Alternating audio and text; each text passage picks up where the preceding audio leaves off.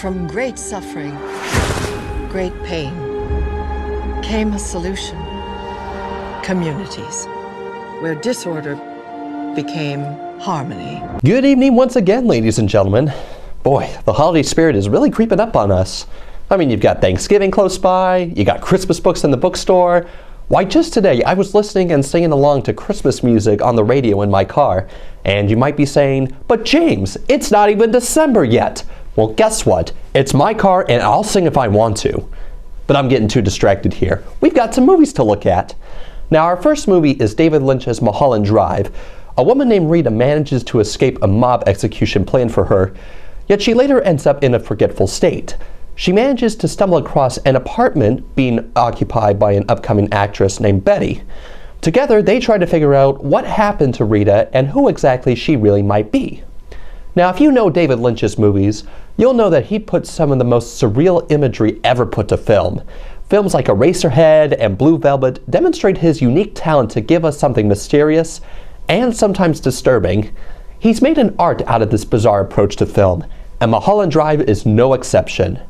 Now, I'm not going to try to explain the plot to you, because this is one of those movies where you have to pay extremely close attention as to what's happening. Now, it's not a movie that you'll get the first time around. You'll have to watch it over and over again just to make sense of it all. Now, some might call that a chore, but this is one of the most fascinating and mesmerizing films I've ever seen. It really challenges your perception as to what's real and what's just in your mind. A couple of times I had to check myself just to make sure I hadn't snapped. You will believe that a man can have a tense conversation with a man in a cheesy cowboy getup. What I really love about this movie is its presentation. I love how it's shot, how it's portrayed, and the amount of weird things and the occasional splash of dark humor that Lynch throws in. It's a delight to watch, even if it does haunt me in my nightmares. Please go away, laughing old couple. You make me scared.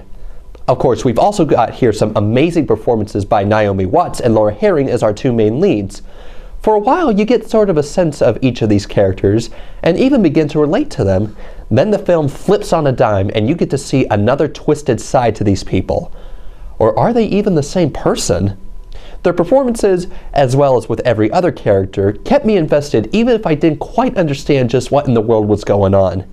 Honestly, it'd be better for you to check out this movie, as well as David Lynch's other movies. Again, this is not a movie you could just sit comfortably and let the movie tell you everything you need to know. You gotta put in a little effort to understand the deeper meanings, and then afterwards, you'll never look at reality the same way again. Now to the other film of this week, The Giver. Based on the novel by Lois Lowry, The Giver tells the story of a colorless utopia-like community in which every denizen is given their place within life. A young man named Jonas has been selected to be the receiver of memories, in which he meets with a wise old man simply known as the Giver. Through the Giver, Jonas is able to receive the memories of long past and fully realize what it means to be really human. Excuse me, this year seems again to be full of young adult dystopian movies this year. Of course, you and I both know that Mockingjay Part 1 is what we're all waiting for. But I guess it's a good thing we have some of other movies to keep us held over. Now, I remember vaguely reading The Giver back in elementary school. I don't remember all the finer details, but I seem to remember the basic premise fine. So how does the movie version play out? In a word, alright. It wasn't bad by any means, but at the same time, this isn't the movie I'd be running out in the streets for, declaring this a masterpiece. Whereas in other young adult movies in which there seems to be a lot more action, The Giver is much calmer as it focuses more on reclaiming lost feelings and memories instead of trying to overthrow a tyrannical dictatorship. One of the things that you'll notice is the lack of color in the first part of the film. I actually like this as it shows how all the human emotions have been sucked out, leaving people to be just extremely bland. As the movie progresses, the color slowly begins to come back, showing how Jonas is starting to reclaim the lost emotions from long ago. This is one of the better parts of the cinematography. And then sometimes you'll get some weird montages of world events and some obnoxious close-ups. Now, speaking of bland, this is what the acting is with a lot of the characters. But I can actually forgive it seeing that they have no emotion within their society, so there's no need for them to actually emote through their performances. Of all the performances, however, it's The Giver and Jonas that actually are quite good. They're able to do more through their performances because the script allows them to. There's a lot of character development between the two, and they actually grow and develop over the course of the film. There is one question I have about the casting.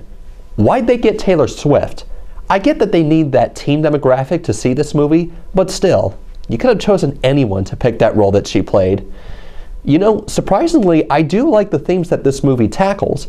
Instead of trying to break an authoritative society through brute force, this movie goes the route of actually having people discover the lost pieces of their soul in order to break free.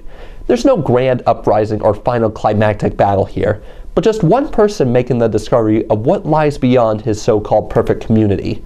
There's even some pretty heavy stuff in it that I did not expect to see. Now, as I've said before, I think that this film is just okay. It doesn't seem to have that lasting power that other young adult movies do, but the stuff that they do get right, they get really right. As always, don't forget to follow me at Hair Beverage and the rest of the Mason Cable Network. I will see you actually not next week because I will be taking that off for the Thanksgiving break. It's the time where I spend time with my family, remember all the good things that I'm thankful for, and of course, get really, really fat. Of course, hopefully I'll still be able to fit in this outfit afterwards. And I hope all of you have a wonderful Thanksgiving break as well. If you do shop on Black Friday, be careful. If you work retail on Black Friday, I salute you greatly. I shall see you all until then. Things look and the way things are very different. What do you think would happen if you skipped your morning injection? I cannot prepare you for what's going to happen.